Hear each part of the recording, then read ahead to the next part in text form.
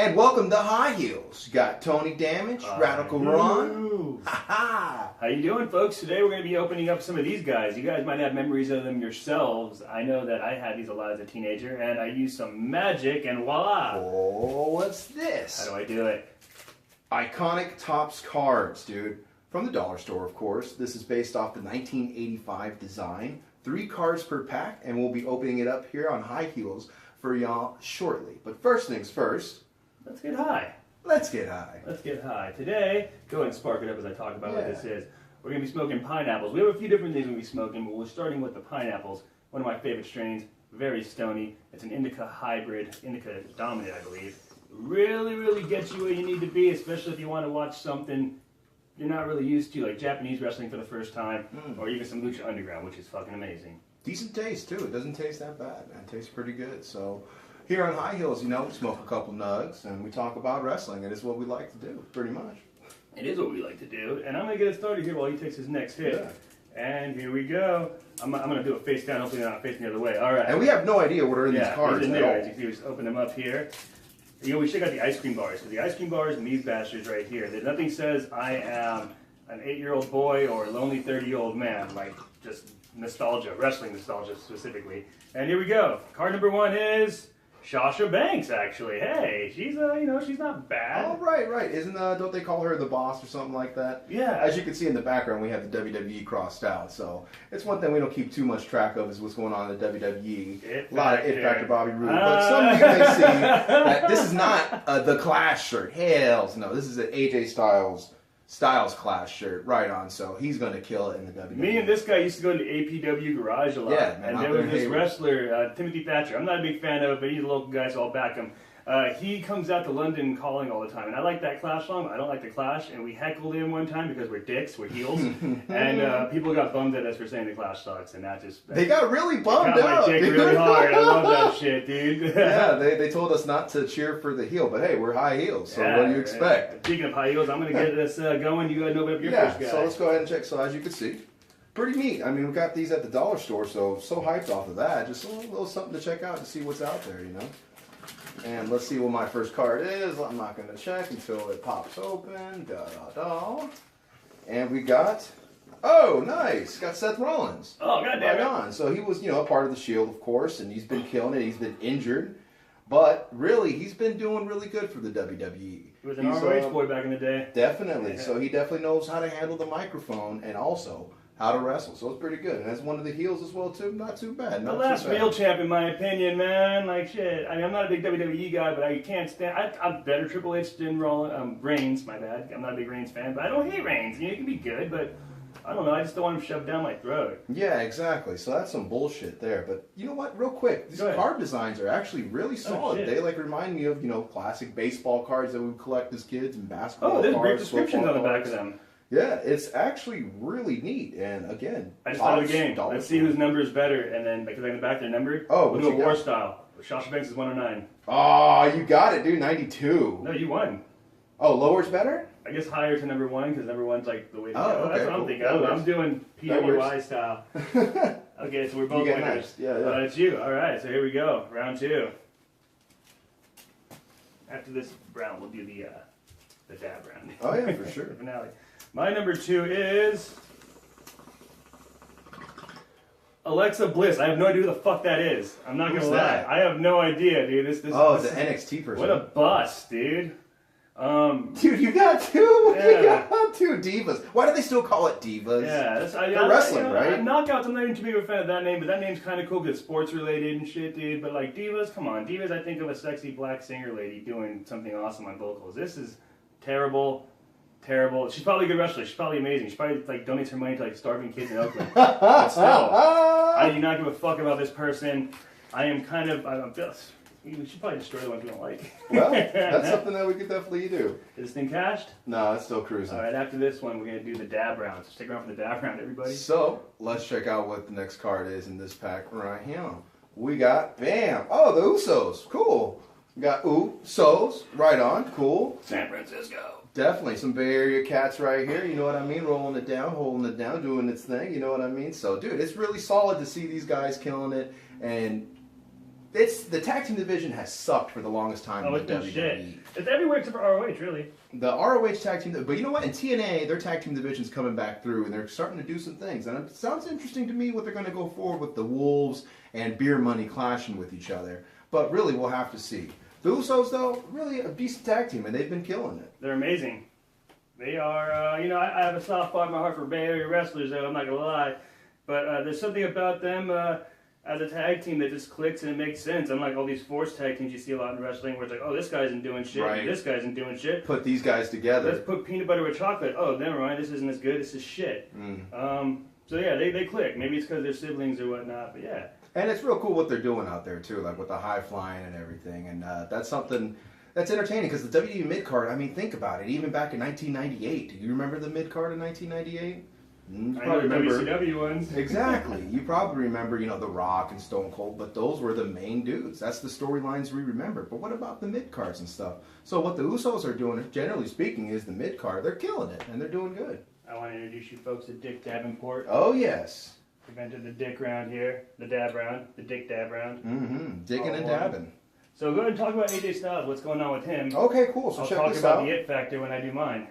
Got this Styles Class shirt from Pro Wrestling Tees right on before the WWE completely takes over and just has nothing but AJ Styles shirts done WWE filtered way, which I was just kind of like, nah, just go out there and just might as well just get it. Because I know I regret not getting some shirts when I was younger when like things were hot, or keeping on hanging on to the shirts that I had when I was younger. Even if they don't fit me now, it's still something I can put on the back of my like, sweater, or fuck it, just put it on anyways.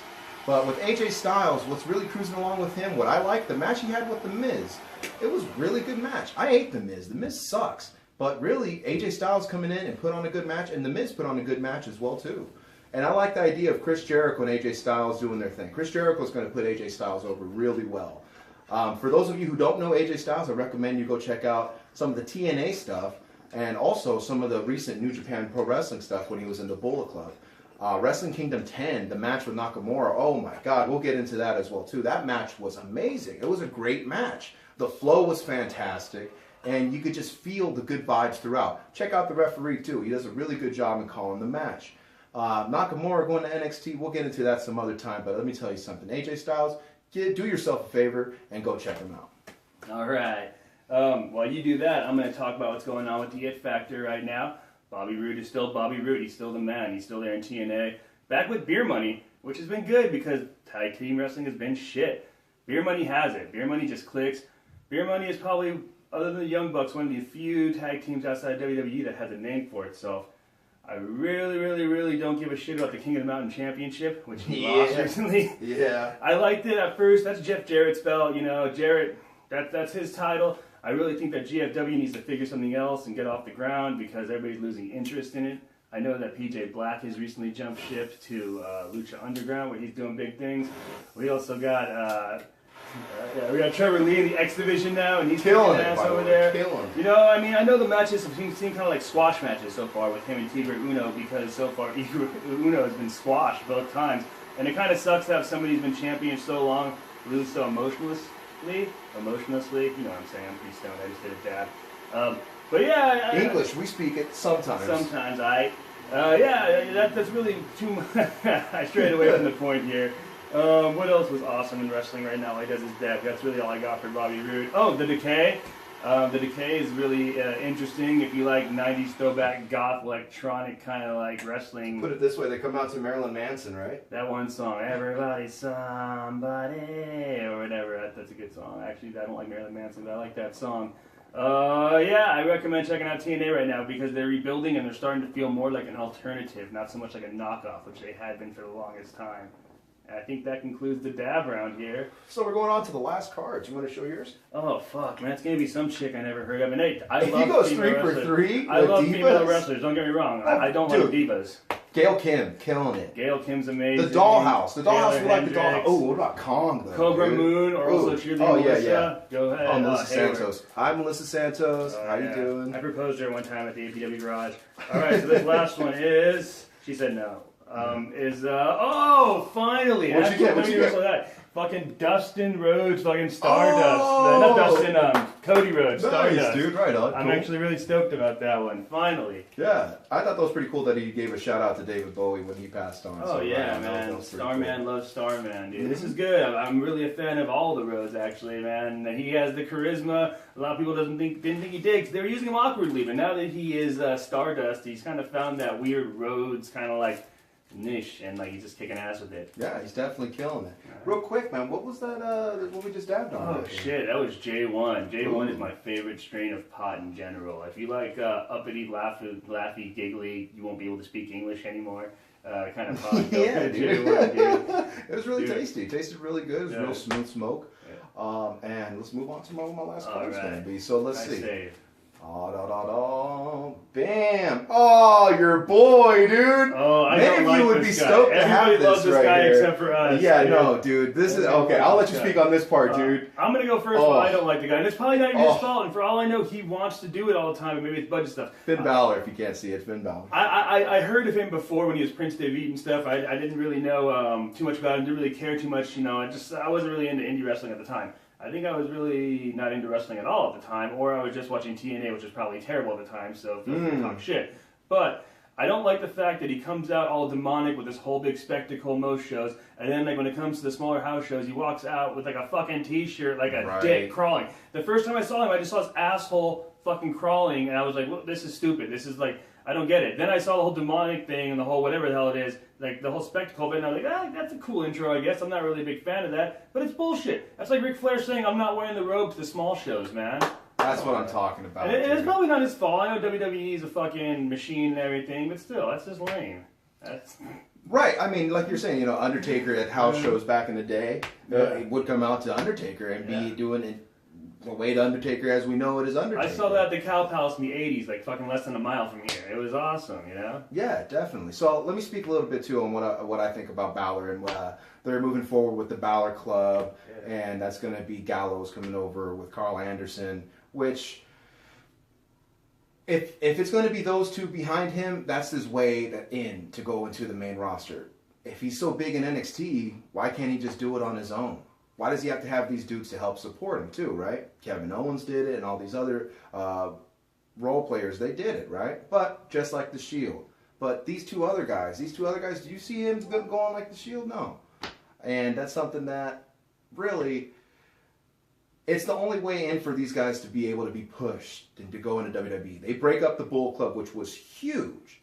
You got it right here right there, dude. Bullet Club right here on this shirt. And for AJ Styles to go through first and to go ahead and do their thing, there could be a rivalry there, which can be pretty cool. Yeah. So hopefully this kid can turn it around and really pull it and go forward with it and starts expressing himself as opposed to having management push down his neck. But then again, we're not in it. We're just fans. Oh, yeah. I know shit about this. I mean, if somebody asked me to do something, I'd fucking give my opinions, and they'd probably make no sense, and they'd find all the holes in that storyline's logic as well. But, you know, that's what wrestling's all about, is us fans over here. Getting stoned and talking shit about everybody getting it wrong. Yeah, pretty much. So for Finn Balor, one of our biggest whatevers is definitely, why don't you do it the whole time, the whole way through, just like everybody else did? What makes you so special or so different? So go forward and go through and do it. We as fans, go ahead and kill it. Let's see if you can. But can you do it every night, day in and day out, just like all the other wrestlers before? Out of respect for the past and history. Why all of a sudden you can't do it? And you know what? I feel like I'm not a rich man. I live in a house with 6 dudes that kind of look like me in San Francisco. And I pay a lot of money to do that shit. And it's like, I can't afford to go to WrestleMania, but I can afford to go to this house show. But you know what? I'm not as good as somebody who can afford to go to WrestleMania, and that fucking sucks. I want to see that shit too. That's just how I feel about it. And apparently this week too. Yeah, definitely. Because, I mean, there are wrestlers out there that kill it. And they go out there and they put on a show, regardless if it's 1, 2, just a fly on the wall. 5,000 people, whatever it may be, and put on their show, which we respect, as fans, as marks. It's something that we truly, truly, like, cool, this guy's giving it his all. And as fans, we're just like, yeah, stoked, right on, hype. You're the Wahlberg of marks. Indeed. And, right, and that note, that's what we got for our first episode of High Heels. So that's Tony Damage. That's Ronnie Ron. Stay crusty. Later.